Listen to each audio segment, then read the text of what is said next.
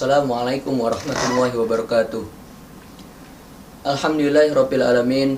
Wassalatu wassalamu ala asrofil anbiya'i wal mursalin sayyidina wa maulana Muhammadin wa ala alihi wa sahbihi ajmain, amma ba'd.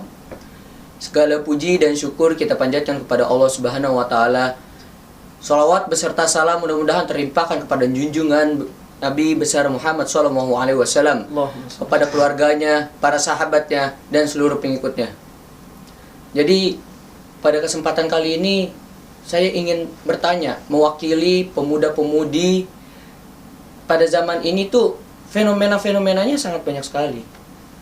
Jadi di sini udah ada Bang Mukofi yang sebelum-sebelumnya juga beliau mengisi kultum di SMA Negeri 50 ini.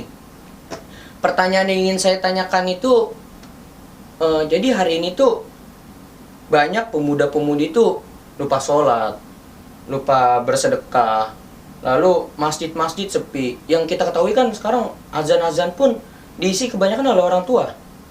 Dan itu didengar, kemana sih anak-anak muda sekarang kita itu? Itu fenomena yang cukup meluas ya di zaman saat ini. Jadi bagaimana pendapat Bang Mukofi? Oke, mungkin sedikit berpendapat ya sebagai, ya sebenarnya sih kita sama-sama muda nih ya. Iya. Itu dapat pertanyaan langsung dari anak mudanya. Alhamdulillah banget gitu ya, kita bisa ketemu di kesempatan kali ini. Allah masih kasih kita umur gitu ya. Ya tak lupa kita juga harus bersalawat pada Nabi kita, Nabi Allah Muhammad SAW. Sedikit menjawab mungkin ya terkait dengan tadi yang Kais tanyakan gitu ya di sini. Bang, gimana kok di sini jadi banyak gitu ya pemuda-pemuda ninggalin sholat gitu ya, terus lupa sedekah gitu kan, terus jauh dari masjid gitu ya. Sebenarnya sedih gitu ya ngelihat fenomena kayak gini, karena sebenarnya di zaman Rasulullah SAW itu masjid itu jadi pusat peradaban gitu, dimana Rasul membangun peradaban saat itu gitu ya, khususnya di Madinah waktu itu ya berpusat di masjid gitu.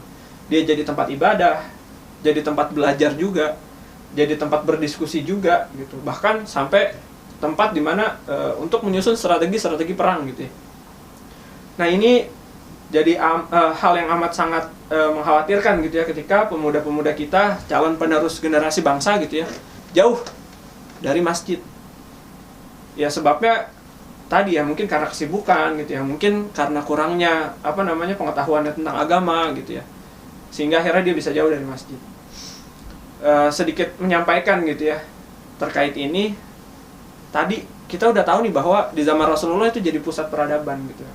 Ketika kita ngejauh dari masjid, otomatis gitu ya, itu akan berimpact pada diri kita gitu ya, mulai dari wawasan, kecintaan kita terhadap Islam sebagai agama kita gitu ya, terus nanti berimpact lagi terhadap fondasi-fondasi kita gitu ya dalam menjalani kehidupan gitu ya, khususnya para pemuda yang ya kadang masih labil gitu kan. Nah di sini kita udah tahu gitu ya bahwa ya ninggalin sholat hukumnya apa sih gitu ya, ya siksanya pedih gitu ya. Kita juga tahu gitu ya bahwa sedekah ini ya mungkin memang ada beberapa yang sifatnya wajib gitu, tapi ada beberapa yang sunnah.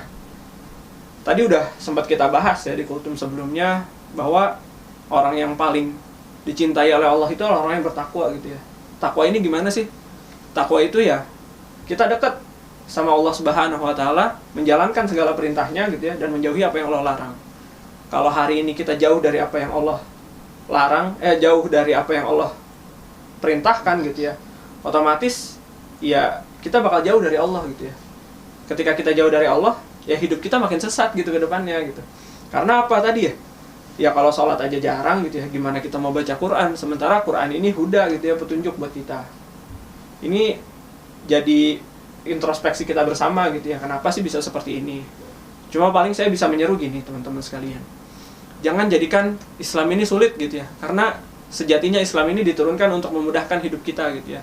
Islam ini diturunkan supaya kita bisa nih menjalani hidup kita dengan benar sesuai ketentuan-ketentuan Allah Subhanahu wa taala gitu. Ya bayangin aja gitu ya, dari sebiji kurma bisa jadi gunung ibaratnya Allah balas gitu kan. Senyum aja bisa jadi sedekah kan gitu.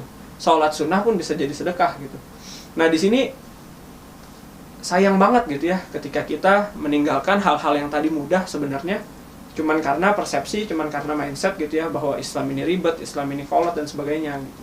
Jadi mulai sekarang kita coba introspeksi gitu ya, kita lihat bahwa kedepannya ya kita ini butuh Islam gitu ya sebagai pedoman hidup kita supaya hidup kita lancar gitu, supaya Allah Subhanahu wa taala menurunkan tangan-tangannya membantu kehidupan kita gitu ya. Karena apa? Mudah bagi Allah membuat hal yang sulit itu menjadi mudah. Gitu. Mudah bagi Allah untuk mengurusi urusan-urusan kita gitu ya. Kayak di bulan Ramadan dengan doa-doa kita gitu ya. Dengan Lailatul Qadarnya yang luar biasa gitu, teman-teman. Jadi itu mungkin ya. Jadi jangan pernah membuat susah hanya karena mindset gitu ya. Kita perbaiki mindset kita, melihat Islam ini jadi satu hal yang mudah gitu. Dan kedepannya kita upayakan buat terus dekat pada Allah Subhanahu wa taala. Nah, mungkin ini masih masuk nih. Terus bagaimana sih caranya hijrah dengan baik dan benar itu? Oke. Hijrah dengan baik dan benar. Sebenarnya masalah kebenaran yang mutlak itu kan hanya milik Allah ya. Yeah. Gitu. Kita ya prosesnya gimana sih gitu. Ada sebuah hadis di mana meriwayatkan bahwa ketika seseorang itu berhijrah karena Allah, maka dia dapatkan Allah Subhanahu wa taala.